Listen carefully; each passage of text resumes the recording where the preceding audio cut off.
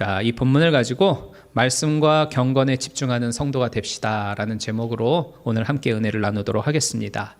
지난 주일에는 정말 모처럼 만에 정교인 야외 예배가 있었습니다. 그 화창한 날씨 속에서 많은 분들이 모여 예배를 드리고 또 한데 어울려서 식사를 했는데 그 모습들을 제가 두루두루 다니면서 둘러보니까 정말 모든 분들이 즐거워하고 행복해 하셔서 참 기뻤습니다. 이 자리를 빌어서 행사를 위해 수고하신 모든 성도님들에게 감사의 말씀을 드립니다. 가만 보면 이 교회라고 하는 공동체는 참 좋은 곳입니다. 그 지난 야외 예배 때에 전한 설교 말씀처럼 이 교회는 우리로 하여금 두 가지의 관계를 가능하도록 만들어주는데요. 우리는 이 두 가지의 관계를 통해서 영육 간의 복을 누릴 수가 있기 때문에 교회는 참 좋은 곳이에요. 교회를 통해서 형성되는 두 가지의 관계라고 하는 건 먼저는 하나님과 나와의 관계이죠.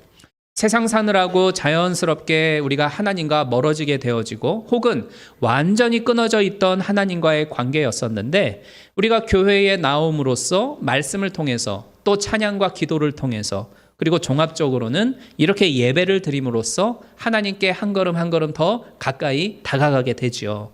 이를 통해서 우리는 힘을 잃어버리고 쓰러져 버렸던 내 영혼이 영의 양식을 먹게 되어지고 또 그로 인하여 새 힘을 얻게 됩니다. 또 하나님이 주시는 영적인 기운을 우리가 얻어 누리게 되어지는데 그래서 교회는 참 좋은 공동체가 되어지는 거죠. 두 번째로 교회는 나하고 다른 성도들 사이에서의 관계를 형성시켜 줍니다. 우리는 다른 성도들 사이에서의 이 복된 만남을 통해서 격려를 받고 또 위로를 주고 하면서 내 영혼이 회복되어지고 다시금 힘차게 세상을 향하여 나아가는 그러한 힘을 얻게 되죠. 설령 내가 조금 믿음이 연약하고 또는 부족한 부분이 있다 할지라도 함께하는 그 교우들의 따스한 감싸줌이 힘이 됩니다. 그리고 일어설 수 있는 용기와 담력을 얻게 해주는 것이고 또 그렇게 함으로써 나도 성장하고 함께하는 다른 이들도 성장해가는 선순환을 이룰 수가 있는 거죠. 따라서 이 두 가지의 관계, 즉 하나님과 나 사이에서의 관계 그리고 성도와 성도 사이에서의 이 관계가 교회 생활을 하는 동안에 잘 형성이 되어지면 내 영혼의 만족을 누리게 되고 또 영혼이 잘됨과 같이 범사가 잘 되어지는 그러한 복을 우리가 얻게 되어집니다. 그러면은 일상생활이 참 행복해지고요. 또 사랑하고 사랑받게 되어지는 그러한 은혜로운 삶을 우리가 살게 되어지죠. 아무쪼록 우리 각자가 교회를 통하여서 하나님과의 관계가 더 친밀해질 뿐만 아니라 함께하는 성도들 사이에서도 아름다운 관계를 계속 이어나가게 되기를 원합니다. 그래서 교회를 통해서 행복한 인생이 되고 더욱더 우리의 삶이 여러분의 삶이 영육 간에 있어서 풍요로워지게 되기를 주님의 이름으로 축원합니다. 자, 성경을 보면 우리 성도와 성도 사이에서의 관계에 대한 다양한 말씀들이 등장을 하지요. 그래서 지난주에 우리가 전교인 야외 예배도 있고 해가지고 이 시간에는 성도와 성도 사이에서의 이 관계에 대해서 오늘 이 디모데전서 6장 말씀이 주시는 이 교훈을 중심으로 해서 함께 은혜를 나누려고 합니다. 제가 여러분들에게 단도직입적으로 한번 물어볼게요. 인간관계에 있어서 대체적으로 무엇 때문에 그 관계가 틀어지게 되고 어떤 것 때문에 끝내는 그 관계가 깨어지게 되던가요? 이기심도 될 수 있고 또 대부분은 말 때문이죠. 서로 오고 가는 이 대화 때문에 관계가 힘들어지고 틀어지고 깨어지게 됩니다. 이 한문으로 말이라고 하는 그 말씀 언자를 가만히 보면 입구자에다가 매울 신자를 합쳐 놓았어요. 그러니까 입을 가지고 서로 매운 걸 주기도 하고 받기도 하는 게 말이라고 하는 뜻을 가지고 있다는 겁니다. 이 인간이 가지고 있는 본성 자체가 악하다 보니까 우리가 서로 좋은 말, 선한 말, 위로가 되는 말을 하기보다는 이와는 정반대되어지는 말들이 더 자연스럽게 튀어나오게 될 수밖에 없다라는 걸 그 한문 언자가 우리에게 상징적으로 가르쳐 주는 거예요. 아니, 그 스윗한 말 얼마나 좋아요. 아름다운 말, 예쁜 말 이런 거를 우리가 서로 주고받고 해야지. 왜 하필이면 매운 말이냔 말이죠. 근데 우리는 가정에서든 단체에서든 어느 조직에서든 늘 이 매운 그 말로써 서로 막 고춧가루 뿌리면서 상처 입히고 상처를 받게 되는데 이걸 통해서 인간관계들이 사실은 무수히 깨어지게 됩니다. 하나님을 믿는다라고 하는 우리 신앙생활 하는 사람들도 예외는 아니에요. 성도들이 모여있는 교회인데도 불구하고 대부분 보면 이 고춧가루 뿌리는 듯한 그 매운 말 때문에 관계가 어그러지게 되는 걸 우리는 종종 경험하게 되죠. 믿음이 많은 믿음의 교회도 그렇고, 소망이 풍성한 소망의 교회도 그렇고, 또 사랑이 많다라고 말하는 사랑의 교회도 그렇고, 이 과거 때의 초대교회 때나 오늘날의 교회 때나 이 세상에 존재하는 모든 교회들이 가지고 있는 공통적인 고질적인 문제가 뭐냐? 바로 이 언어에 있어요.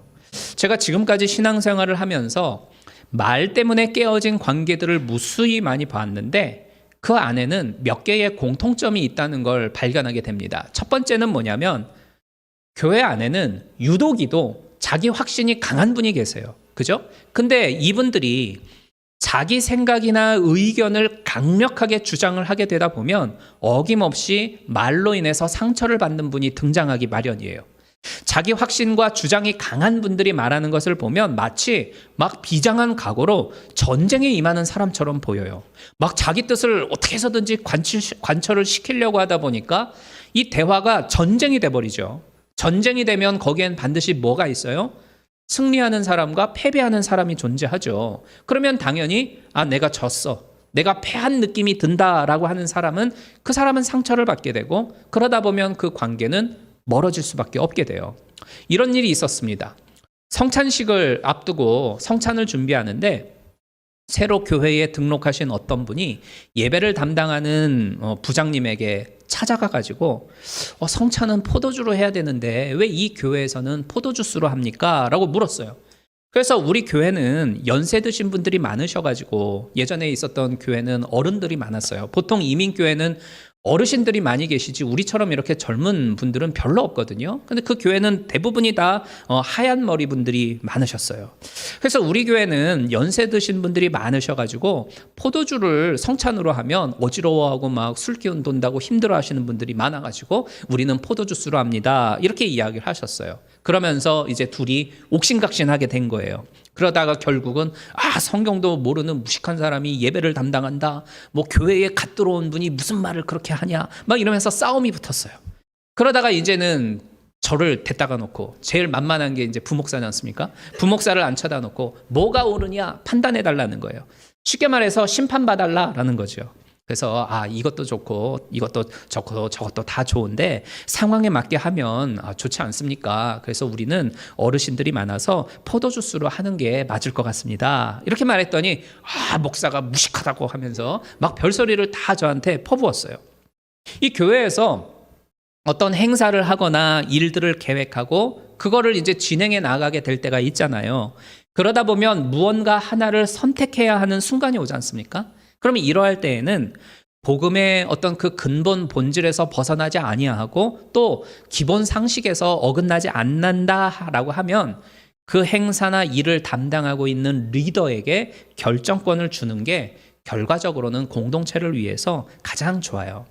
만일 우리가 내년도에 야외 예배를 계획하게 되었어요. 근데 올해에 이제 햄버거를 먹어봤으니 우리 내년에는 삼겹살 파티를 해봅시다 하면서 주 메뉴를 삼겹살로 결정했어요. 진짜로 했다는 게 아니라 내년에 한번 그렇게 하겠다라고 이제 예를 들어보는 거예요. 그러면 삼겹살을 우리가 뭐에 찍어 먹을까요? 하고 이제 누가 질문을 던졌어요. 자, 그러면 그때에 고추장파 손 들어 오십시오. 나는 고추장이다. 저기 별로 없네요. 네. 아니다. 된장이다. 된장. 손 들어 오십시오. 된장도 별로 없어요? 알았어. 한 명이네. 무슨 소리냐. 삼겹살에는 소금 넣은 참기름이지. 손 들어 오십시오. 별로 없어요? 그럼 나머지는 뭐예요? 아무것도 아닙니까? 무당파예요? 쌈장이 된장이죠. 네. 참고로 저는 된장파예요. 하지만 만일 행사를 맡은 그 사역 원장님이 이것저것 다 챙기려면 너무 복잡하니까 우리는 소스는 그냥 아예 빼버립시다. 이러면 말도 안 된다고, 된장 꼭 챙겨야 된다고 내 뜻을 관철하려고 하기보다는 저 같으면 아무것도 안 먹죠. 이러 순정할 거예요. 아니, 그 뭐에 찍어 먹든, 아니면 아예 안 먹든, 그게 뭐 죽느냐 사느냐 하는 문제도 아니잖아요. 이러면 어떻고 저러면 어때요? 근데 그거 가지고 그냥 막 안 된다고, 된장이어야 된다고, 이러면 힘들어져요. 물론 행사 준비하면서 서로 각자 아이디어를 내놓고 의견 교환은 얼마든지 할 수 있겠죠. 하지만 끝까지 그냥 난 반댈세, 삼겹살에 된장 아니면 나는 죽어, 이런 식으로 자기 견해를 끝까지 관철시키려고 하다 보면 관계에 있어서 금이 가기 마련이에요. 그래서 리더가 결정하게 두는 게 공동체를 위하여 궁극적으로 가장 지혜롭습니다. 이거는 다른 교우들하고 일반적인 대화를 나눌 때에도 마찬가지예요. 갈라디아 5장 13절의 말씀에 보면 오직 서로 사랑함으로 피차에 종노릇하라, 이렇게 말씀을 하고 있고, 에베소서 5장 21절에서도 그리스도를 경외함으로써 피차 복종하라, 이렇게 말씀을 하고 있어요. 그러니까 내 뜻을 관철시키려고 하기 위해서 막 전투적으로 상대에게 임하면서 굴복시키려고 하면 그 대화에는 반드시 피튀김이 있어요. 상대방과의 관계에 있어서 화살 날리는 일이 꼭 생기죠. 이거는 교우와 교우 사이에서의 문제뿐만 아니라 남편과 아내 사이에서도 문제죠. 부모와 자식 사이에서도 문제예요. 내 뜻을 어떻게 해서든지 이건 관철시켜야 해 라고 돌입을 하게 되다 보면 거기에는 분명히 아픔이 따라오기 마련이에요.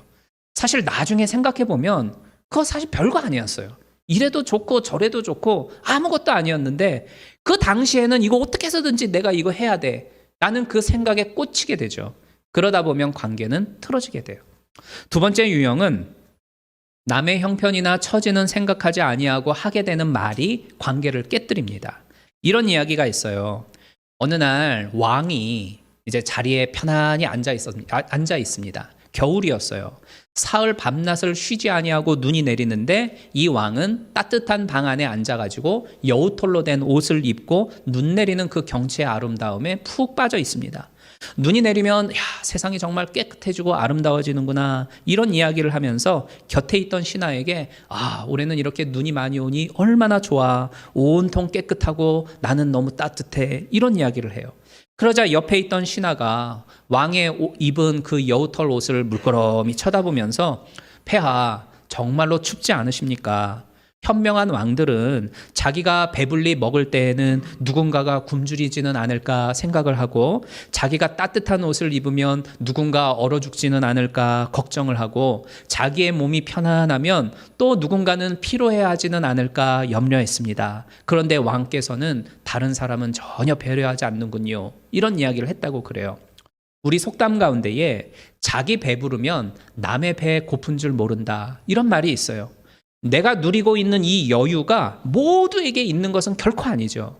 교회 안에는 각자가 다른 경제적인 형편이라고 하는 게 존재할 수밖에 없어요. 그런데 입는 옷 가지고, 가방 가지고, 놀다 온 이야기, 새로 구입한 어떤 물건, 자녀 교육을 위해서 우리 가정이 특별히 쏟아붓고 있는 어떤 특별 활동들, 이런 것들을 무심코 이야기하다 보면 누군가에게는 그 말이 상처가 될 수밖에 없어요.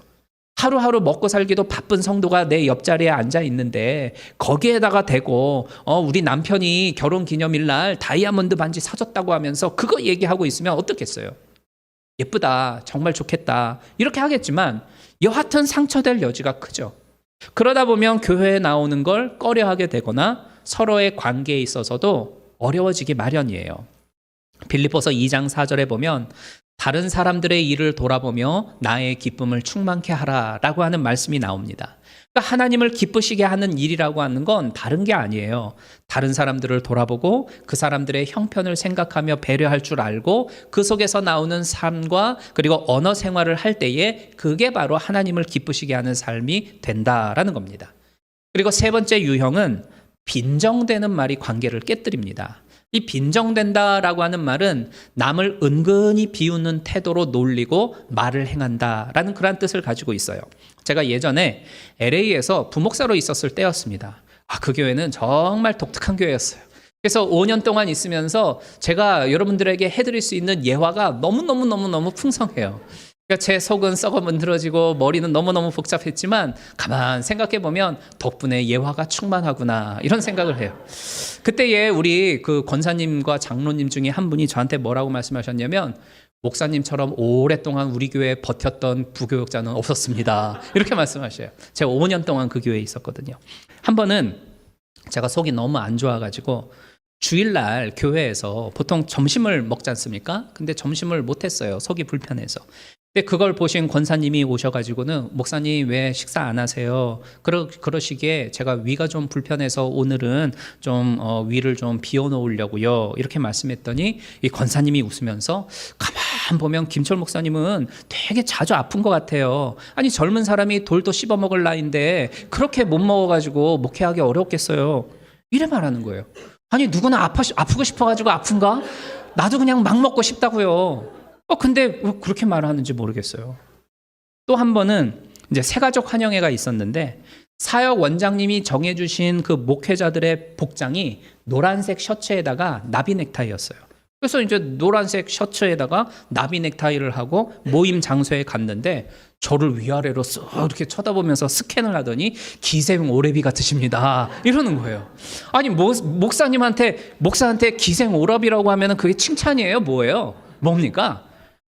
별로 좋은 소리는 아니죠. 그래가지고 한동안 기분이 나빴었고 아직도 잊혀지질 않아요. 평생 잊어먹지 않을 거예요. 사실 이런 그 빈정되는 말들은 다양하게 교회 안에서 오고 갈 수가 있어요. 요즘 뭐 먹고 살기 힘들어? 왜 이렇게 살이 빠졌어? 이렇게 말을 하는 경우들도 봤고, 아이고 좀 요즘 형편이 폈나 보네. 새 옷 샀어. 뭐 이렇게 빈정 섞인 말들을 종종 들어요. 그 이후의 결과는 어떻겠습니까? 분명히 누군가는 가슴앓이를 하고 아파했을 거라고 우리가 예상할 수 있죠. 이 빈정대는 말은 분명히 서로의 관계를 상하게 만들어요. 누구는 농담이라고 이야기해요. 자기만 농담이지 받는 사람 입장에서는 그 농담 아닐 수도 있어요. 네 번째로는 비밀을 지키지 못하고 말을 옮길 때에 관계가 깨어집니다. 조선시대의 세종왕 때에 윤회라고 하는 국방부 장관을 지내고 그리고 대제학까지, 그러니까 그 학자들 중에 제일 높은 위치가 바로 대제학인데 그 위치를 겸했던 윤회라고 하는 분이 계셨습니다. 어느 날 한양에 공무차 갔다가 돌아오는 길에 너무 어두워져 가지고 어느 부잣집에 들어가서 하루를 묵게 됐어요. 그런데 이 부자는 가난해 보이고 추레해 보이는 이 윤회를 보고 별 볼 일 없는 사람인 줄 알고 헛간에다가 하루 자라고 그곳에 이제 보내놨네요. 그런데 그 집의 딸이 이제 뛰어놀다가 진주구슬을 하나를 떨어뜨렸는데 마침 옆에 있던 거위가 그 진주구슬을 먹는 건 줄 알고 꿀꺽 삼켜버렸어요. 그러니까 윤회는 이걸 다 보고 있었죠. 잠시 후에 이 딸이 내가 진주구슬 잃어버렸다고 누가 가져갔나 보다고 하면서 울고불고 난리를 치니까 이 부자는 저 윤회 저 가난한 저 녀석이 훔쳐갔다라고 생각을 하고 날이 밝을도록 도망가지 못하게 기둥에 그냥 묶어놨어요. 거위가 진주구슬을 먹은 줄 알고 있던 이 윤회는 아무 말 하지 않아요. 다만 거위가 도망가지 못하도록 내 옆에다가 꼭 묶어달라고 이런 부탁 하나만을 해요. 그리고 다음날 아침이 됐죠. 이 거위가 똥을 쌌는데 그 똥에서 진주구슬이 나온 거예요. 부자가 윤회에게 사과를 하면서 왜 어저께 말하지 않았냐고 이제 이야기를 하죠. 그러자 이 윤회가 이런 말을 해요. 만약에 제가 어젯밤에 거위가 구슬 먹었다고 하면 그 자리에서 그 거위의 배를 갈라버리지 않았겠습니까? 그러면은 그 거위는 분명히 죽었을 거예요. 하룻밤만 내가 고생하면 거위를 살릴 수 있었기 때문에 내가 말하고 싶어서 막 입이 근질근질해도 참고 있었습니다. 이렇게 대답을 했다고 그래요. 우리가 교회 안에서 어떤 모임을 갖게 되는 경우가 있고 그리고 그 모임을 갖게 되면 서로에 대한 삶에 대해서 쉐어링을 하게 되죠. 그리고 또 성도 사이에서 어떤 대화를 하다 보면 서로 간에만 알고 있어야 하는 내용들이 있기 마련이에요. 그런데 이 되게 그 프라이버시한 그러한 이야기들을 당사자를 통해서가 아니라 상대방을 통해서 다른 사람들에게 내용이 전달되어지게 되면 그 사람을 믿고 마음을 열어서 이야기를 했던 당사자는 상처받게 되죠. 그러면 관계가 냉랭해질 수밖에 없게 돼요. 그러니까 시간이 지나면 사실은 다 알려지게 돼 있어요. 세상에 비밀이라는 게 어디 있습니까? 그러니까 자연히 뭐 그 거위가 똥 싸면 나타나는 것처럼 나타나게 되어져 있어요. 그러니까 그 사이를 못 참고 내가 입이 근질근질해가지고 말을 하게 되면 누군가는 죽게 되어 있다라는 겁니다. 그러니까 나의 참을 수 없는 그 입술의 가벼움 때문에 상대방에게는 큰 마음의 부담을 주고 그 짐 때문에 불신이 생기고 그걸 통해 관계는 깨어지게 되는 법이에요. 잠언서 11장 13절에 보면 입이 근질근질하여 못 견디는 자는 툭하면 남의 비밀을 옮기지만 속이 깊고 믿음직한 사람은 그 비밀을 잘 지킨다라고 하는 말씀이 나와요. 이 말씀처럼 우리 모든 성도님들은 정말 속이 깊고 믿음직한 분들이 되기를 축복합니다. 그래서 우리가 서로에게 믿음을 주고 그리고 신뢰를 주고 신뢰를 얻는 분들이 되어서 우리의 관계가 더욱더 복 있는 관계가 되기를 주님의 이름으로 축복합니다. 이 이외에도 잘못된 언어 사용으로 관계를 악화시키는 다양한 케이스들은 존재를 하죠. 야고보서 3장 2절에 보면 우리는 다 실수가 많은 사람들인지라 만일 사람이 말에 실수가 없다고 한다면 그는 자기 자신을 다스릴 수 있는 완전한 사람입니다 라고 하는 그런 말씀이 나와요. 그렇기 때문에 우리는 어느 누구도 나는 말로 실수한 적 한 번도 없어 이렇게 자신 있게 말을 할 수 있는 사람은 사실은 아무도 없어요. 그죠? 왜냐하면 우리가 다 연약한 사람들이기 때문에 내가 아무리 조심하고 또 조심을 해도 내 말에서 나오는 실수들은 존재할 수밖에 없습니다. 그래서 이 말 실수를 줄일 수 있는 정말 좋은 방법이 있는데 그게 바로 오늘 본문에 나와요. 오늘 본문 3절에 보면 누구든지 다른 교훈을 하며 바른 말 곧 우리 주 예수 그리스도의 말씀과 경건에 관한 교훈에 창념치 아니하면 이런 말씀이 나오죠. 그러니까 경건과 말씀에 집중하지 않으면 어떻게 되느냐 4절과 5절에 나오는데 변론과 언쟁을 좋아하게 되고 투기와 논쟁과 회방과 악한 생각이 나고 다툼이 일어난다 이런 말씀을 우리에게 보여줍니다. 그러면 이 말씀을 반대로 생각하면 거꾸로 생각하면 우리가 말씀과 경건에 집중하게 될 때에는 어떻게 되냐? 더러운 말은 입 밖에도 내지 아니하게 되고 오직 덕을 세우는 데 필요한 선한 말을 하게 되고 듣는 자들에게 은혜를 끼치게 하는 말을 하게 된다라고 하는 에베소서 4장 29절의 말씀을 이루어낼 수가 있는 겁니다. 사실 오늘 이 본래의 본문은 성경을 잘못 해석하고 그릇되게 가르치는 이단 교사들을 향하여서 경계하는 사도 바울의 말씀이에요. 디모데에게 너는 늘 말씀과 경건에 창념해서 그 그릇된 거짓들 가운데에 빠지지 않도록 주의해라 라고 하는 그 교훈의 말씀이거든요. 그러나 이 말씀을 다른 방향으로 보게 되면 우리 한 사람 한 사람이 말씀과 경건에 집중을 하게 될 때에는 말로 인한 실수를 줄일 수 있다라고 하는 그러한 해석도 가능하게 되어져요. 그러면 말씀과 경건에 집중한다라고 하는 건 구체적으로 무엇을 의미할까요? 우리가 말씀에 집중한다라고 하는 건 쉽게 이해할 수 있어요. 그러면 경건은 무엇을 뜻할까요? 이 경건이라고 생각하면 우리는 흔히 굉장히 수준 높은 도덕성이라든가 아니면 거룩을 외치며 살아가는 그러한 것들을 떠올리기 십상이거든요. 그러나 그렇지 않아요. 하나님과의 친밀한 관계를 계속 유지해 나가는 게 성경이 말씀하는 경건입니다. 그러니까 하나님과 나 사이에서의 이 관계를 늘 친밀하게 유지하다 보면 그 하나님과 나 사이에서의 관계는 자연스럽게 다른 사람들과의 관계로 연결이 되어져 있어요. 그러니까 이게 무슨 말이냐면 하나님하고 나 사이에서의 관계가 좋아지면 사람들과의 관계도 좋아진다라는 겁니다. 나와 하나님 사이에서의 관계가 좋고 은혜가 넘치고 내가 하나님의 사랑으로 늘 충만하여 있으면 포용력이 생겨요. 막 상대방이 내 속을 막 살살 긁어대고 막 기분 나쁜 말을 해도 용서가 되고 사랑스럽고 예뻐지고 내 입에서 축복의 말들이 나오게 되죠. 그런데 내가 하나님 사이에서의 관계가 내가 좋지 못하게 되면 사람의 관계에 있어서도 흐트러지더라라는 겁니다. 아담이 범죄해서 죄를 짓고 하나님과 관계가 깨어졌을 때를 한번 생각해 보십시오. 하나님과의 관계가 깨어지자마자 곧바로 아담은 자기 아내인 하와의 관계에 있어서도 깨어짐을 경험하게 돼요. 아담이 하와를 봤을 때 살 중에 살이고 뼈 중에 뼈다라고 하면서 막 사랑을 고백했던 그 입술을 가지고 이번에는 하와를 향해 당신 때문에 내가 죄를 졌고 너 때문에 내가 이렇게 도망다니면서 벌거벗은 채로 숨어 살지 않냐 하면서 하와에게 독설을 날리게 되지 않습니까? 그러니까 이 생각은 말로 나타나게 되고 말은 생각을 표현하기 마련이죠. 그러니까 우리 한 사람 한 사람이 말씀과 경건에 집중을 하게 될 때에 우리 생각은 성령으로 채워지게 되고 성령께서는 우리의 입술을 주관하셔서 내 입술을 통해 성령의 언어들을 행하도록 역사해 주신다라는 겁니다. 성령의 언어가 뭡니까? 성령의 언어라고 하는 건 사랑의 언어입니다. 사랑의 언어라고 하는 건 참고 온유하고 성내지 아니하고 악한 것을 말하지 아니한다. 이렇게 우리에게 그 정의를 내려주고 있잖아요. 그래서 사랑의 언어라고 하는 건 결코 상대방을 해하지 않도록 하는 말이 됩니다. 그러면 구체적으로 우리는 경건에 집중하기 위해서 무엇을 할 수 있느냐? 그 감리교회를 창시한 그 존 웨슬리라고 하는 분이 계시죠. 이 존 웨슬리 목사님은 자기의 경건 생활을 위해서 항상 7가지의 질문을 스스로에게 던졌다고 그래요. 그 7가지의 질문은 뭐냐면, 첫 번째는 항상 기뻐하고 있는가? 두 번째는 내가 범사에 감사하고 있는가? 세 번째는 언제나 기도하고 있는가? 잘 알고 있는 말씀이죠. 항상 기뻐하라, 쉬지 말고 기도하라, 범사에 감사하라. 내가 이렇게 살아가고 있는가? 늘 스스로를 돌아보았다고 그래요. 그리고 네 번째는 욕심을 부리고 있는 것이 없는가? 다섯 번째는 두려워함에 빠져 있지 않는가?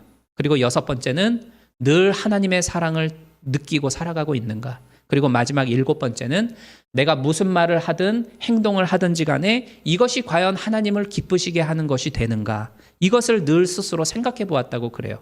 우리도 이 방법을 실천하면서 살아가면 좋겠습니다. 항상 기뻐하고 있는가? 쉬지 말고 기도하고 있는가? 범사에 감사하고 있는가? 욕심에 빠져 있지는 않는가? 두려움에 사로잡혀 있지 않는가? 마음속에 하나님의 사랑을 느끼고 있는가? 그리고 무슨 말을 하든 행동을 하든 이것이 하나님을 기쁘시게 하는 것이 되는가? 이 7가지를 생각해 보면서 스스로를 돌아볼 때에 이게 가장 좋은 경건 생활에 있어서의 실천적인 방법이 된다라는 겁니다.